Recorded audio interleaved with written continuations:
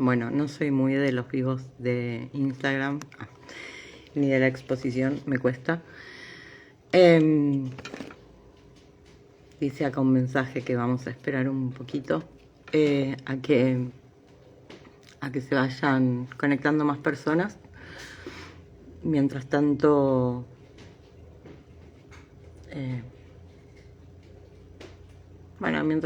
junto a fuerza para hacer esto que me cuesta.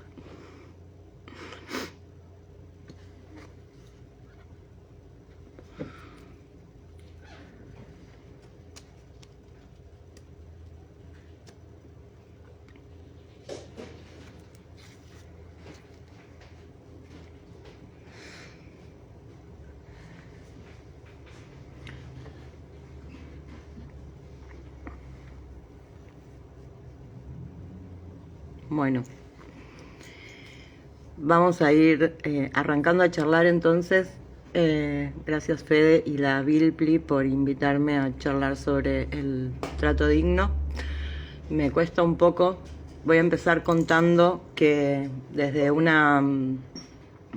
interés del colectivo de personas que conforma la Vilpli, hace un tiempo nos invitaron a Gaita y a mí a hablar un poco sobre este tema, pero con el objetivo puesto en cómo pensar el espacio de la Vilpli en relación, ¿no?, al trato digno.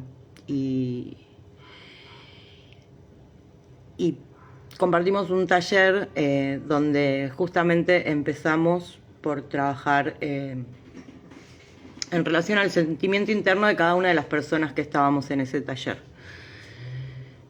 A mí me parece importante arrancar siempre por esa conexión con ese sentimiento interno propio, porque creo que es lo que entra en juego, ¿no? La ley de identidad de género define el género como el sentimiento interno tal cual cada persona la siente y establece que todas las personas tenemos derecho al trato digno, es decir, a ser tratadas por nuestro nombre y nuestra identidad de género, por el solo hecho de solicitarlo verbalmente. Incluso contempla una fórmula para escribir nuestro nombre sin tener cambio registral de DNI hecho de manera válida en documentos legales. Pero bueno, esa es la letra de la ley y la relación con el sentimiento interno. Como este es un espacio de biblioteca, yo elegí algunos fragmentos de textos para leerles y compartir, y uno justamente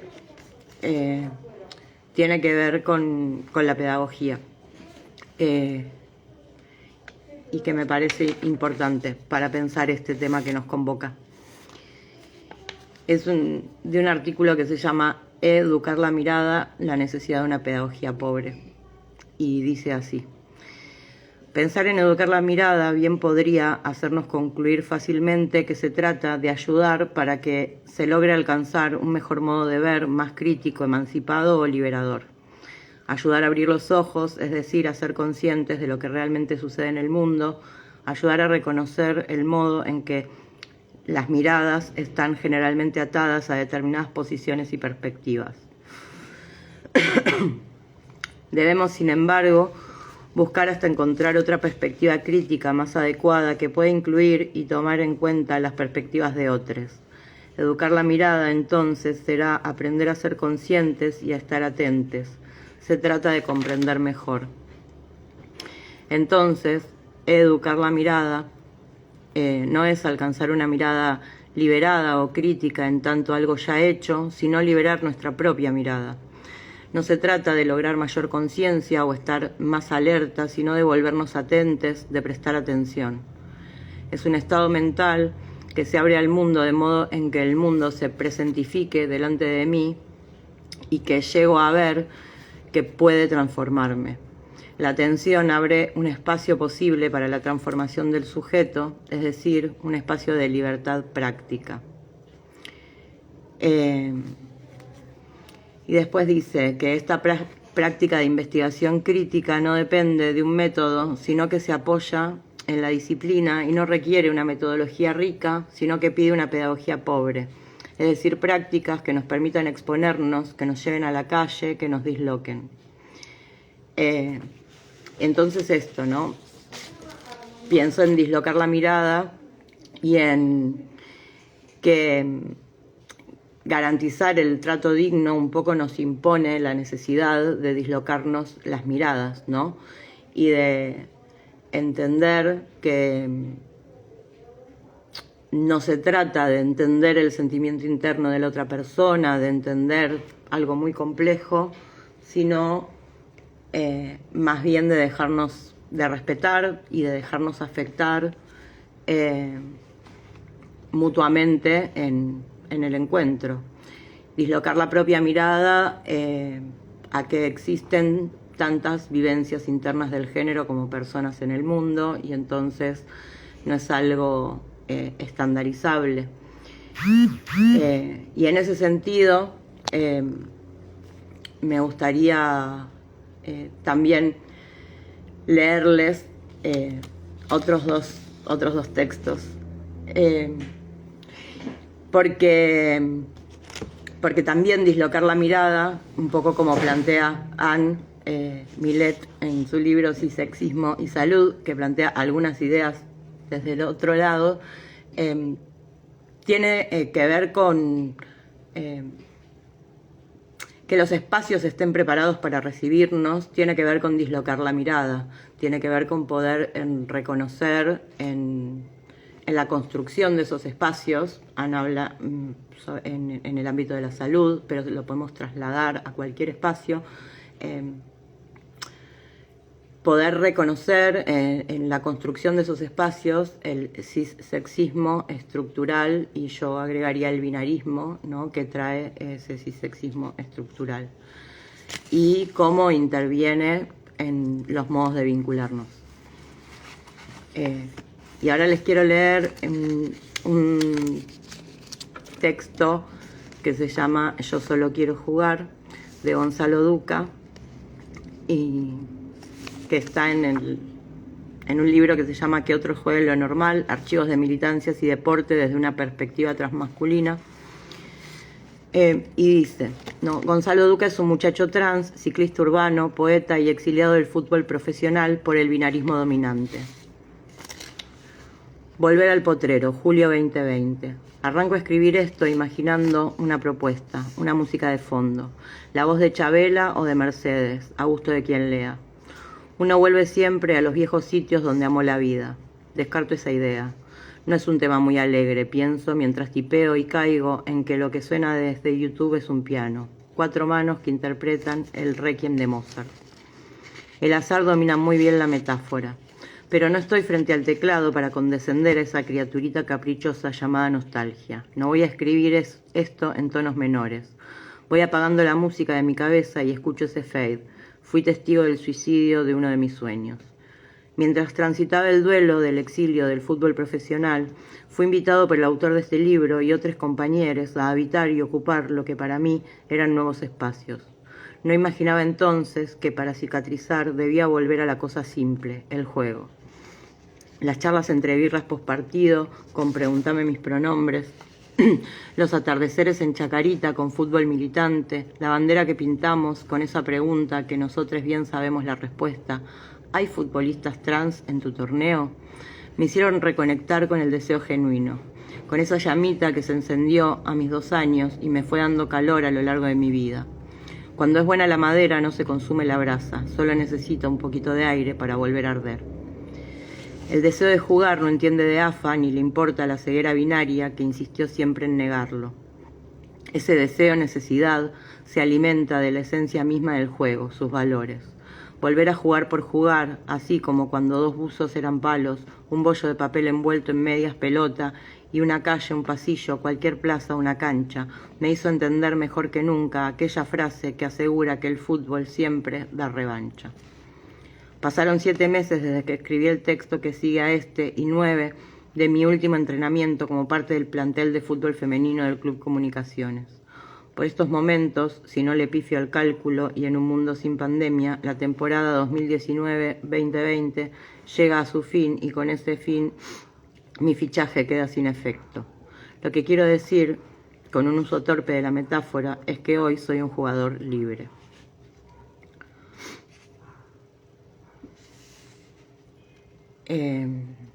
Como un domingo sin fútbol. Es domingo y está todo en calma. Pasa, liviano, el primer día del último mes del año. Este que me pasó por encima, pero estoy seguro que es el mejor de mi vida. Me siento bien y sin embargo hay en mí una molestia que no puedo detectar hasta que veo que el Acu subió una foto, el festejo colectivo de un gol impensado y me largo a llorar. Pienso que desde que dejé de ir a entrenar todos mis días son un poco más como un domingo sin fútbol. Y no puedo dejar de pensar en eso porque aún no sé bien qué me pasó. Si es que finalmente la falta de respeto me ganó, que necesito sentirme valorado, o será que ya no me como el cuento de los que hablan. Y hablan, qué bonito hablan. O será que ya no puedo aguantar el femenino, ni puedo pagar la cuota, la ropa y los micros. O tiré la toalla, o si es que mi falta de fe no me deja confiar en que puedo, aún siendo trans, seguir soñando con jugar en primera. Hay muchas cosas que todavía no logro entender, pero hay algo que sé muy bien, por mucho que lo intente, nunca consigo sacarme la camiseta de lo que amo. Pelota. Pocas cosas me dejó mi padre, entre ellas un apellido que no uso y una anécdota bisagra. Me contó hace ya mucho tiempo que cuando tenía 2 años me llevó a una juguetería y dijo que eligiera lo que quisiera. Toda la juguetería para mí, podía tener cualquier cosa. Agarré una pelota barata, la pelota más pedorra de todas. Yo no recuerdo cómo era esa pelota, pero lo que me gusta pensar es que agarré la más humilde. Me han pasado muchas cosas, como a todos, a veces me amargo con los ¿qué hubiera pasado si? Pero en verdad lo único que tengo es esta realidad. Un día agarré una pelota y nunca la pude soltar. Autopercepción. Este último tiempo estuve pensando bastante en mi infancia, tratando de recordar los momentos de la manera menos contaminada por el paso de la vida que pude. Entre varios hay un recuerdo que se me viene diáfano, honesto. Robo del canasto de la ropa sucia la camiseta de River que le habían regalado a mi hermano y me voy contenta a la plaza a jugar al de Francisco. La camiseta, que era de los escudos grises con Quilmes de sponsor, este dato me hace pensar en que yo no podía tener mucho más de 5 años. Conecto ese recuerdo con la historia de haber agarrado una pelota a los 2 años y entiendo entonces lo siguiente. Antes de imponerme mujer, antes de soñarme hombre, antes de poder pensarme como un disidente del sistema sexo-género, gracias a Paul B. Preciado, yo, pequeño ser humano, me autopercibí futbolista. Pues bien, de chiquito jugué con los varones, de grande juego con las mujeres, y me pregunto qué pasará después, qué harán conmigo. Fútbol, fútbol femenino, fútbol masculino, fútbol mixto, fútbol. Tanta palabrería y tanta categoría, por hoy se las dejo. Solo sé una cosa, como diría Charly García, yo solo quiero jugar. Les voy a seguir leyendo otra cosa que del mismo libro, una parte de las crónicas de Basta de Medirnos que escribió Celina Eibusic. Mi nombre es Celina Eibusic y estoy siendo travesti. Tengo 49 años y descubrí conscientemente quién estoy siendo hace 7 años. ¿Por qué digo que estoy siendo? Porque la identidad de género no es algo que esté prefijado por toda la eternidad. Puede cambiar o no. Eso depende de las vivencias de cada uno. Creo firmemente que nuestra identidad de género nos tiene que servir para sentirnos bien con nosotros mismos y tratar de ser así mejores personas. Desde hace 7 años, cada vez que me nombro travesti, entonces me siento en casa. Ser travesti me permitió descubrir mi pasión por el fútbol, que no es exclusivo de varones cis. Aún no vi mucho, pero me encanta jugarlo, y me fascina ese hecho. Un deporte que, cuando estaba habilitado para jugarlo, me interesaba poco y nada. Ahora, en esta época de encierro, es una de las cosas que más extraño, porque el fútbol, ahora lo entiendo, es mucho más que patear una pelota. Es juntarse para superarnos a nosotros mismos jugando a superar a los demás. Es competir para mejorar. Amo decirnos buen partido al finalizar uno con el equipo rival. Cuando alguien cae, sea del equipo que sea, parar el partido para ver cómo está. El año pasado fue el año que descubrí el fútbol, tanto amistoso como de campeonato. En el campeonato terminaba los partidos con tanta adrenalina, con tantas cosas que sentía y que daban vueltas que por algún lado tenían que salir. Y salieron en parte en estas crónicas. Tengo la suerte de que me he llevado bien con mis compañeros de equipo, con muchos continúa la amistad o el contacto fuera de la cancha, con otros nos encontrábamos y no dudo de que nos volveremos a encontrar cuando se pueda para jugar algún partido eventual. El fútbol para mí es una excusa para vivir la vida con amigues. Bueno, ambos autores hablan de dos experiencias, que es una para mí, que es Basta de medirnos y Pregúntame mis pronombres. Y Basta de medirnos fue un arrojo que tuvimos, un grupo de personas travestis, trans, no binarias, lesbianas, de anotarnos en un torneo de fútbol mixto del Puntinazo y un torneo que tenía reglas biologicistas, o sea, un torneo que no estaba preparado para recibirnos en realidad. La estructura del torneo tenía reglas para mujeres y reglas para varones, entonces, bueno, para personas no binarias no tenía reglas, y tampoco estaba en el imaginario los varones trans y las mujeres trans. Y cuando leímos, primero fue entusiasmo, nos anotamos en este torneo mixto, y después fue, cuando leímos las reglas fue, qué difícil. Y después de bastante teje, decidimos, teje de apañe, ¿no? Teje de contradicciones, de sentimientos internos encontrados, de necesidades en común y encontradas también.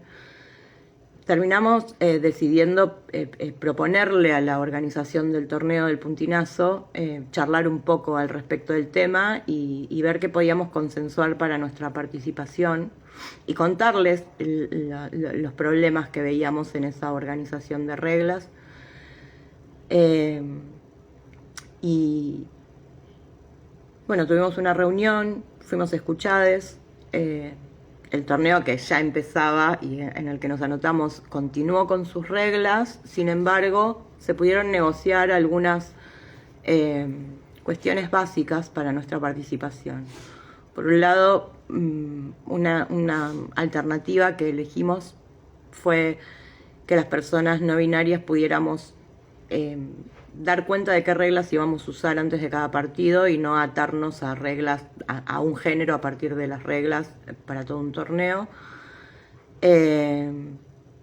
Y por otro lado, bueno, sobre todo Claudia, dentro de la organización del torneo, se comprometieron y se ocuparon, evidentemente con éxito, de transmitir lo que habíamos planteado en esa charla a todas las personas que intervenían en ese torneo, desde quienes atendían el buffet de la canchita donde se desarrollaba, hasta el juez de línea, los otros equipos. Y no es que no hubo experiencias en las que no fue respetado el trato digno según la ley, y más allá de la ley, no es que no hubo experiencias donde nos hemos sentido mal, nos hemos sentido, nos hemos angustiado, pero también fue, en mi caso por lo menos, y creo que en el caso de muchos de los que participamos de esa experiencia, una primera oportunidad de poder, jugando además, y haciendo algo que nos guste y nos hace bien y nos apasiona como jugar al fútbol, poder ser cuerpo colectivo para hacerle frente a ese cisexismo que nos horada y nos lastima en el cotidiano, y al cual en el cotidiano le hacemos frente en soledad cuando transitamos el mundo y sus instituciones que no están preparadas para recibirnos, ¿no? Por eso tan valiosa la invitación de la Bilpli a poder pensarse como un espacio que desea ser accesible y creo que la accesibilidad no tiene que ver solo con la identidad, la accesibilidad no tiene que ver solo con la identidad de género, también tiene que ver con la niñez, también tiene que ver con las diversidades corporales, también tiene que ver con, bueno, todo tipo de accesibilidad. Entonces, por ahí, para pensar el trato digno y nuestro rol como personas que nos vinculamos en el mundo con personas y que habitamos instituciones como la Vilpli o puede ser cualquier otra, es más poder pararnos en un lugar de permeable afectación, de poder dislocar nuestra propia mirada y de poder entonces preparar el espacio para recibir a las personas que sean, ¿no? No un trato especial, no un trato diferencial, sino justamente de esta experiencia del fútbol, además de la fuerza de transitar colectivamente estas experiencias y sostenernos y apañarnos y dar la discusión con nuestros cuerpos en la cancha y con nuestra forma de habitar las reglas y el deporte, realmente movilizó muchas cosas, realmente han pasado cosas que resultan inimaginables para nosotros transitando cualquier espacio en el mundo, como que frente a una traba en un vestuario de damas, una persona salga y se queje en la barra del buffet porque hay un hombre en el baño y la persona del buffet se acerque a la traba y le diga: discúlpame, ¿vos cómo te autopercibís? Yo, travesti. Y se dé vuelta y le diga a la persona que fue a hacer la queja: te equivocaste, no había ningún hombre en el baño. Esas cosas no nos pasan. Y eso es trato digno. Esas cosas tienen que pasar. Una sociedad implicada en garantizar las condiciones de posibilidad para el trato digno, ¿no? Se atraviesa un momento horrible cuando alguien viene a acusar o a decir, o nos acusan con la mirada, ¿no? Este baño no es para vos, vos no sos, yo digo quién sos, yo te leo de esta manera, te impongo esta categoría de género, te sigo imponiendo esta categoría de género, que es la que te impusieron al momento de nacer, marcando tu sexo, y esto lo vivimos permanentemente, esto angustia, esto daña, y no nos pasa encontrarnos con una otra persona que no sea parte de la comunidad travesti, trans y no binaria que se posicione y diga: no, te equivocaste. Tan simple como eso. Por otro lado, hay algo que los principios de Yogyakarta nos ofrecen, entre tantas otras cosas que nos ofrecen, que tiene que ver con el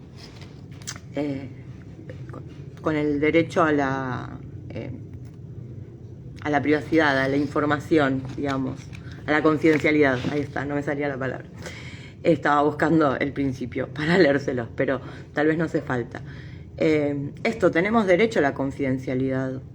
No tenemos por qué estar declarando nuestro género si somos trans, no binarias, travestis. Estamos yendo a una biblioteca, estamos yendo a jugar al fútbol. Eso es lo importante. Y es importante entonces que el espacio al que llegamos esté preparado para dislocar la mirada y no estar leyéndonos, ni siquiera intentar leernos desde las propias categorías, y simplemente escuchar las de cada quien. Si yo me nombro con van a poder deducir que mi pronombre es ella y que mi género gramatical es neutro. Pero preferentemente también podemos todos empezar a preguntarnos qué pronombres usamos y dejar de asumir desde las categorías de pensamiento y de lectura del mundo que tenemos el género de la otra persona, el pronombre, asociarlo al género y verlo como una posibilidad única. Hay personas que usan muchos pronombres, hay personas que usamos un solo pronombre. Eh, y no hay por qué saberlo ni es deseable adivinarlo. Se puede preguntar y se puede prestar atención. La pregunta no molesta. La imposición sí. La pregunta en función del respeto no molesta, ¿no? La pregunta curiosa en el sentido de observar lo raro sí molesta. La pregunta, ¿qué pronombre usás? Como quien pregunta, ¿cuál es tu nombre? No molesta, como a nadie le molesta que le pregunten el nombre. Y cuando preguntamos cuál es tu nombre, después usamos ese nombre que nos responden. No buscamos el origen del nombre, no, como, listo. ¿Cómo te llamas? Juan. Listo, te digo Juan. Por ahí me olvido inmediatamente que te llamas Juan y te digo, ¿cómo me dijiste que era tu nombre? Juan. 2, 3 veces ya lo recuerdo, te llamas Juan. ¿Cuál es tu pronombre? Ella. Listo, neutro. ¿Cuesta usarlo? Muchas cosas cuestan en la vida, nos equivocamos en 1000 cosas de 1000 maneras. No, muchas veces nos encontramos con un montón de explicaciones de lo que cuesta decir y me cuesta el pronombre y es más simple, y todas esas explicaciones yo las siento más como una resistencia a dislocar la mirada, y entonces toda una explicación que se vuelca sobre mí respecto de las categorías del otro, de la mirada del otro y de cómo todo eso interviene y hace que le cueste respetar mis categorías para nombrarme a mí.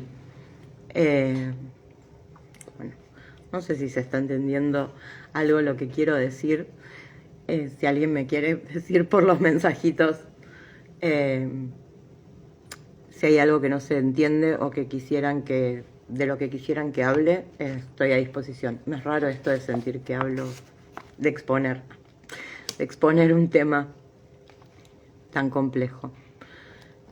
Pero bueno, me pareció más interesante abordar el trato digno en un espacio de biblioteca popular y de librería. Me pareció más interesante abordar el trato digno desde nuestras prácticas cotidianas que desde lo que dice la letra de la ley, aunque también arranqué contando un poquito sobre eso, ¿no? No sé si tengo mucho más para decir sobre el trato digno. Me parece que es una responsabilidad social y comunitaria hacer de cada espacio que habitamos un espacio libre de categorías únicas, eso, libre de categorías únicas. Poder pensar en nuestros espacios como espacios que pueden, que requieren tener condiciones de posibilidad para recibir a cualquier persona. Es una responsabilidad social y comunitaria. Y es un poco también, por ahí me voy un poco, pero tiene sentido.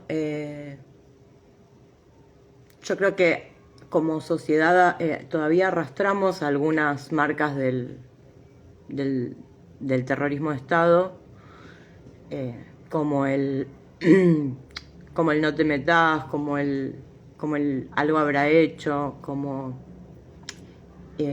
y esta cosa de no intervenir en los conflictos, ¿no? Muchas veces.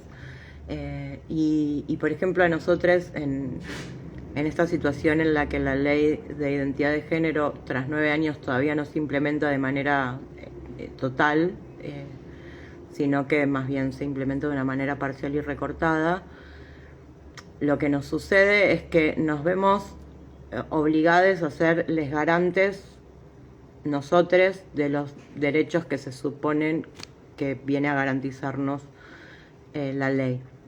Entonces, cada lugar al que vamos, cada trámite que hacemos implica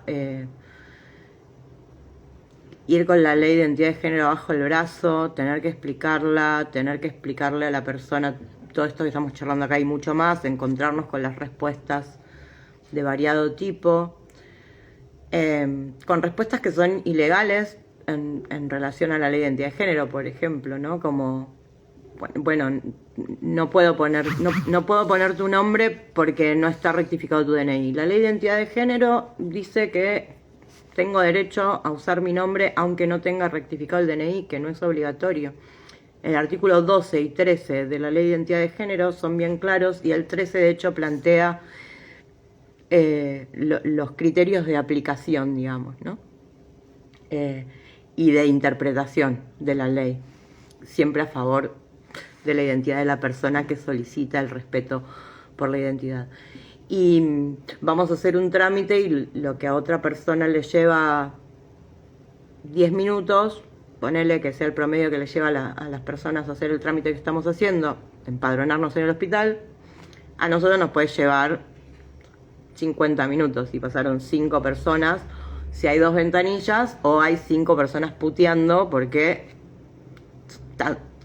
toda la fila se atrasó 50 minutos porque hay alguien molesto discutiendo que por favor se le respete el nombre y la identidad de género y explicando la ley, y ¿no? A veces con más agresividad, a veces con menos, o te piden que esperes, te corres un costado, sigue la fila. Y no debería ser 1 a 1. Podríamos, ¿no? Como sociedad, asumir la responsabilidad de conocer la ley de identidad de género, que se puede googlear, es muy corta, es muy clara en lo que dice, y conocerla y convertirnos todos en garantes de la ley de identidad de género. Yo los últimos 2 años me tuve que poner a estudiar y a aprender un montón de cosas, porque no alcanza. La ley dice que debería alcanzar con que uno llegue y diga mi nombre es Florian y quiero que me nombren así, pero no alcanza con decirlo. Entonces hay que conocer de repente la opinión consultiva 2417 de Costa Rica de la Corte Interamericana de Derechos Humanos, para citarla cuando querés ir al médico por ahí, o cuando querés que te hagan una tarjeta de un plan social a tu nombre, o cuando querés inscribir a tus personas a cargo en la escuela. Bueno, eso, ¿no?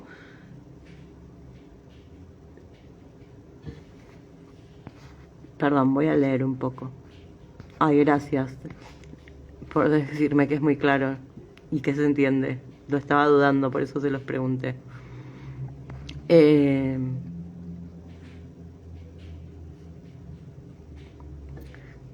Sí. Ahí dice, qué locura hablar de trato digno en una sociedad, dícese humana, ¿no? Sí, bueno, todo un tema. Todo un tema que no sé si puedo profundizar. Tengo mis... Pero bueno, son las herramientas que tenemos y así todo no alcanzan. Y tiene que ver, el no alcance tiene que ver con la implementación. Y la implementación, desde ya que la responsabilidad es del Estado, y en muchos casos no se garantiza, incluso en las rectificaciones registrales de DNI,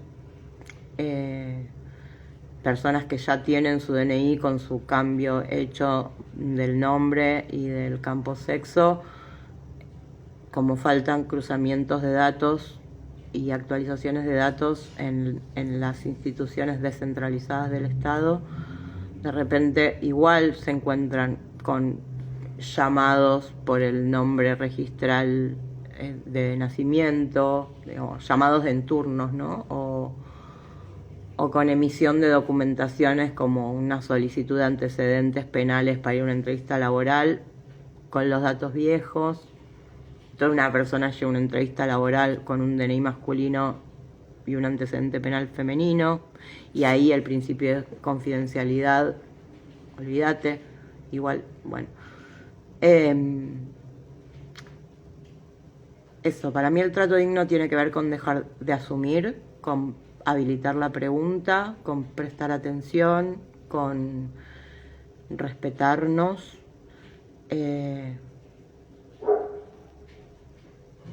Y generar entonces comunitariamente, y comunitariamente digo cada comunidad, grupo de personas, la Vilpli, el barrio, la escuela, el espacio laboral,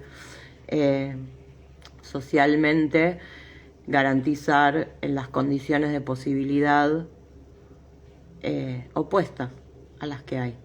Porque las condiciones de posibilidad del hoy, así como están dadas, son las condiciones de posibilidad para que la expectativa de vida de las travestis no supere los 40 años, ¿no?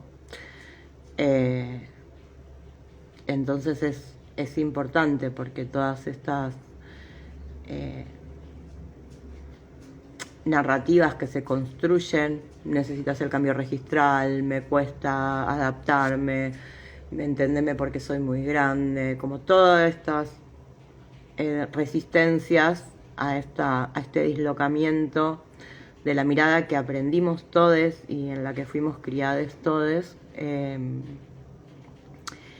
terminan generando las condiciones de posibilidad para que se perpetren hechos como que a veces están en la punta del iceberg de la violencia,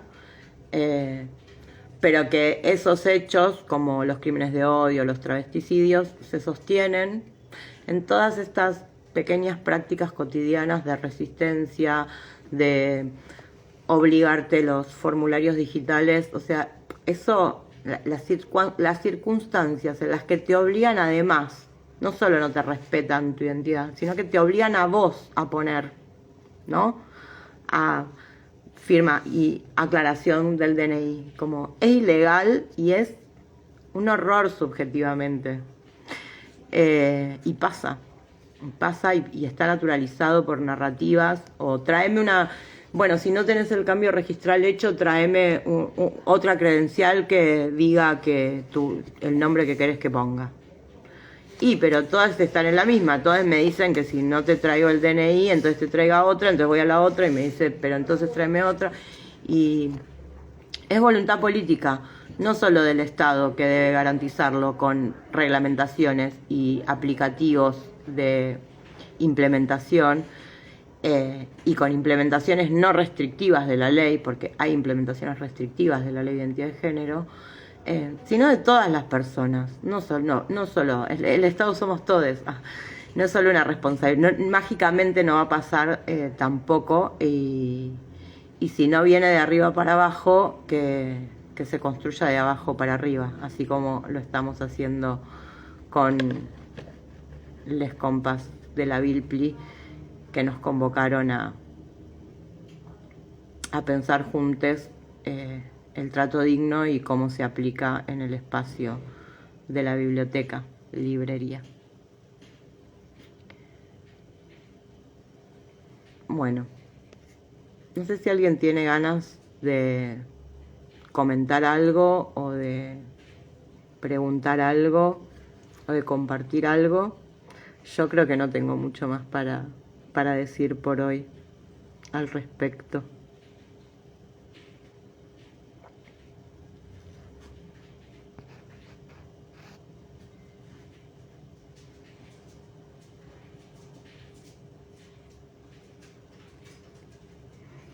Bueno,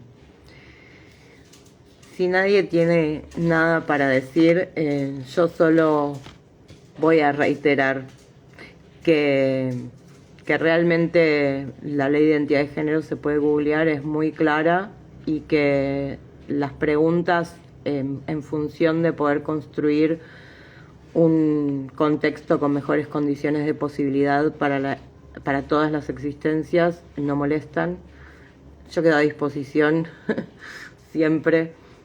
Mi Instagram es lesbomaricanb, y a través de la Vilpli también, porque estamos en contacto. Hay un montón de bibliografía, por suerte ya cada vez más hay un montón, o sea, comparativamente con el montón de bibliografía que existe en el mundo es muy poca, pero comparativamente con la nada de bibliografía que que había hace años, está habiendo cada vez más un montón de escrituras, libros editados, pero también en perfiles de Instagram, en redes sociales, fanzines, de personas trans, hablando cada quien desde su perspectiva, desde su saber situado, desde su realidad sobre esto que nos convoca, que es cómo hacemos para construir una sociedad que nos garantice a todas las personas que somos parte de la sociedad ese trato digno. Y yo invito también, porque dislocar la mirada es para todos y las opresiones y los privilegios son interseccionales,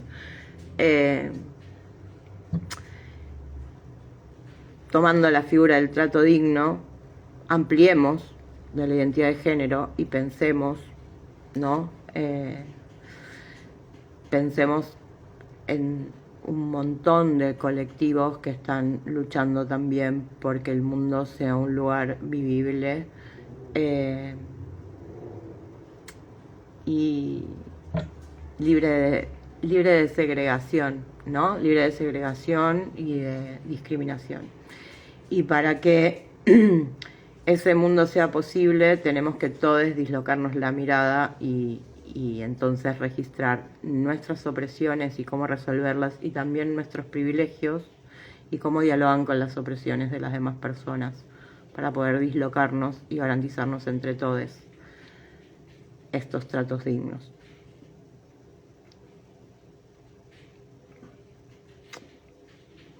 Acá Álvarez Mauro Sebastián dice: benditos los espacios que amplían nuestra mirada y sobre todo nos permite escuchar y sentirnos escuchados y escuchadas y escuchades.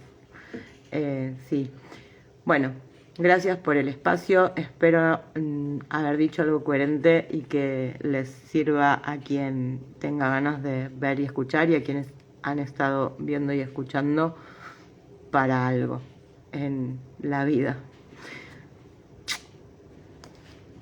Abrazos.